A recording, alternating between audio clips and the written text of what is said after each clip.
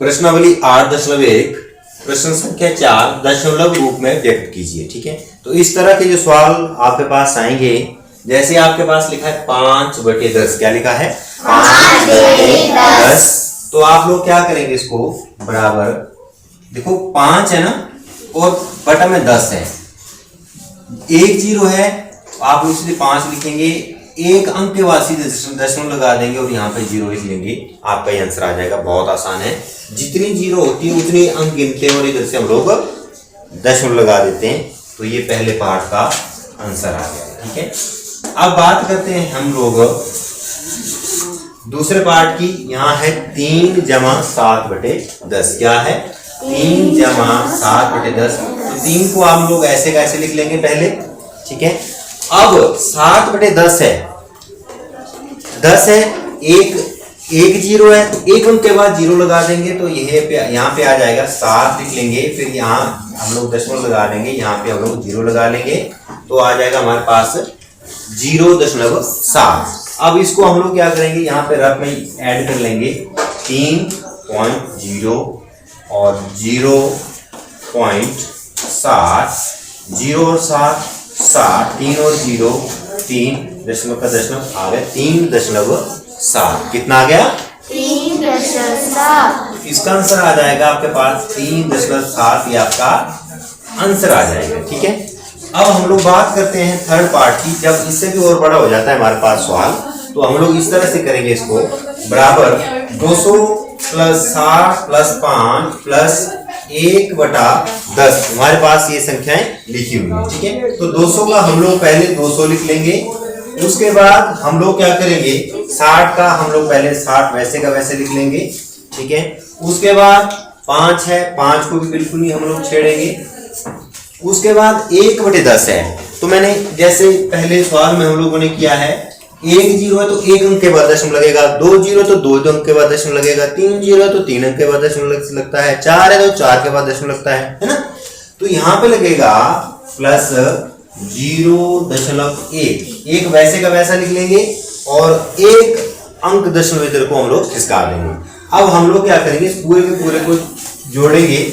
जो जोड़ने का तरीका है वो ये है, 200 पहले हम लोगों ने लिख लिया, उसके बाद हमारे पास अगली संख्या है 60। अब हमने क्या करना है, इकाई के अंक के नीचे इकाई का अंक लिखना है, दहाई के अंक के नीचे दहाई का अंक लिखना है। उसके बाद है हमारे पास संख्या 5 सिर्फ इकाई का अंक है, तो हम लोग इकाई के अंक के नीचे लिखेंगे। उसके बाद 1/10 था जो कि हम लोगों ने सोल्व किया, 0.1। अब यहाँ पे देखने वाली बात ये है कि 0 इकाई का अंक क्या है 0, इकाई का अंक क्या है 0, और दशमलव के बाद पहला अंक जिसको हम लोग दशांश बोलते हैं वो है 1। यहाँ कुछ नहीं तो दशमलव के बाद 0 लिख सकते हैं, यहाँ भी कुछ नहीं तो दशमलव के बाद हम लोग 0 लिख सकते हैं, 5 के साथ में कुछ नहीं है तो हम लोग यहाँ पे भी 0 लिख सकते हैं। अब इसको हम लोग जोड़ेंगे। ठीक है, 0 0 0 1 आ जाएगा हमारे पास 1। ठीक है, उसके बाद 0 0 5 0 आ जाएगा हमारे पास दशमलव के बाद 5, 0 6 आ जाएगा हमारे पास 6, 2 आ जाएगा 2। इस तरह से हमारे पास ये आंसर आ जाएगा 265.1। ये आपके तीसरे पार्ट का आंसर है। तो हम लोग क्या कर रहे थे, दशमलव रूप में व्यक्त कर रहे थे। हमारे पास जो संख्याएं दी थी इस तरह से दी हुई थी, हमने इसको दशमलव रूप में लिखना था, तो दशमलव रूप में लिखने के लिए आप लोगों को इस तरह से इसको। उसके बाद हमारे पास डी भाग दिया हुआ है 70 + 8/10, तो आप लोग ऐसे करेंगे, इसको पहले लिख लेंगे 70 को वैसे का वैसे लिख लेंगे, प्लस 8/10, एक जीरो है, एक अंक के बाद दशमलव लग जाएगा, प्लस 0.8, तो आपके पास ये आ जाएगा 70.8। ठीक है, इसको आप लोग वहां पे जोड़ भी सकते हैं। अब इसके बाद अगर फिर भी समझ नहीं आया तो मैं आप लोगों को यहाँ पे जोड़ के बता देता हूँ। यहाँ पे लिखेंगे 70, यहाँ पे लिखेंगे 0.8, इकाई पे 0.8, यहाँ पे दशांश पे कुछ नहीं है तो 0 है, 0.8.07, तो आ जाएगा आपके पास 70.8। ठीक है, अब इसके बाद दिया है आपके पास 88/10। ठीक है, तो मैंने बताया एक जीरो तो सीधे एक अंक के बाद दशमलव लगा देना, कोई चक्कर में नहीं पड़ना हम लोगों ने। तो यहाँ पे आ जाएगा हमारे पास 8.8। क्या आ जाएगा? 8.8। तो सीधे 8.8 इसका आंसर आ जाएगा। अब हम लोग बात करते हैं एफ भाग की। ये हमारे पास दिया हुआ है मिश्रित भिन्न में। कौन से भिन्न में दिया है? मिश्रित भिन्न। 4 से ही 2/10। इसको पहले सरल में परिवर्तित कर लेंगे। इसके साथ गुणा करेंगे, उसमें इसको जोड़ेंगे, बटा में यही लिख देंगे। 10 जमा 4 हो जाएंगे आपके पास 40 जमा 2/10। आपके पास आ जाएगा 40 जमा 2 हो जाएंगे 42/10।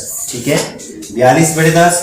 1 0 है, 1 अंक के बाद दशमलव लग जाएगा, तो आपके पास आ जाएगा 4.2। तो आपका ये आंसर आ जाएगा।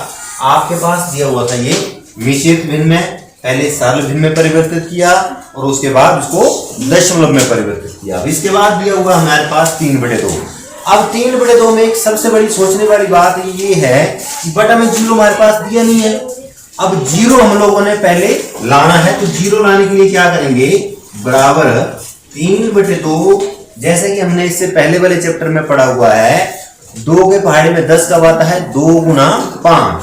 तो 5 के साथ हम लोग नीचे भी गुणा कर देंगे और 5 के साथ ऊपर भी गुणा कर देंगे। तो 3 गुना 5 हो जाएंगे हमारे पास 15 और 2 गुना 5 हो जाएंगे हमारे पास 10। अब हमारा काम हो चुका है, क्योंकि हमारे पास बटा में 10 आ गया है। 1 अंक के बाद दशमलव लग जाएगा, तो आ जाएगा हमारे पास 1.5। तो इन सब संख्याओं को हम लोगों ने दशमलव रूप में इस तरह से लिख लिया।